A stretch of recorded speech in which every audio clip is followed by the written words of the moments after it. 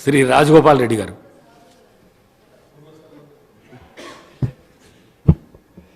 తెలంగాణ రాష్ట్ర శాసనసభకు జరిగిన మూడవసారి జరిగిన ఎన్నికల్లో మీరు స్పీకర్గా ఎన్నిక కావడము చాలా సంతోషకరమైన విషయం అధ్యక్ష.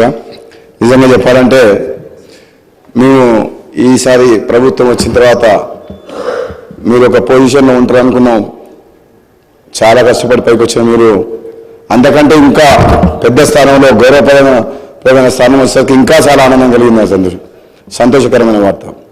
మేమందరం అనుకునేది మా మధ్యన ఉండి స్నేహితుల్లాగా చాలా దగ్గరగా ఉన్న మీరు స్పీకర్ అధ్యక్ష స్థానంలో కూర్చుంటే చాలా సంతోషంగా అనిపిస్తుంది అధ్యక్ష. ప్రతిపక్ష సభ్యులు అందరూ కూడా మాట్లాడినప్పుడు వాళ్ళకి సమయం ఇవ్వాలని కోరుతున్నప్పుడు గత శాసనసభలో నేను కూడా 3.5 సంవత్సరాలు పనిచేసిన అధ్యక్ష. అప్పుడు సభ్యుల సంఖ్య ప్రమాణంగా తీసుకొని నిమిషానికి లెక్క పెట్టుకుంటూ మాటకు అడుగడుగున మాకు అడ్డంకులు ఉండేది అధ్యక్ష. కానీ అలా చేయమని నేను ఇప్పుడు చెప్పట్లేదు అధ్యక్ష.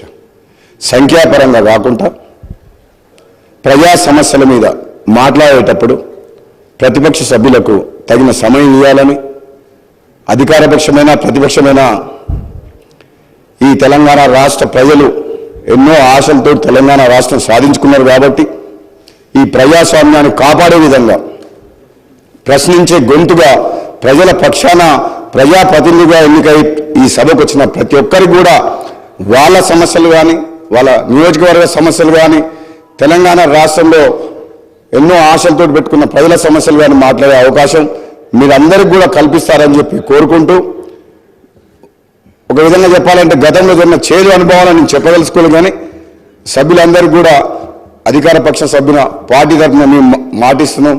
మీరు ఏది మాట్లాడినా ఎప్పుడు మాట్లాడినా మన స్పీకర్ గారి ఆధ్వర్యంలో ఈ సభ సజావుగా సాగేందుకు మా అందరి సహకారంగా ఉంటుందని తెలియజేస్తూ మీకు మరొకసారి శుభాకాంక్ష తెలియజేస్తూ దిగ్విజయంగా 5 ఏళ్ల పాటు ఈ పదవిలో ఈ రాష్ట్ర సమస్యల మీద అందరికీ మాట్లాడే అవకాశం ఇస్తారని చెప్పి తెలియజేస్తూ సెలవు తీసుకున్నాం అధ్యక్ష. Thank you.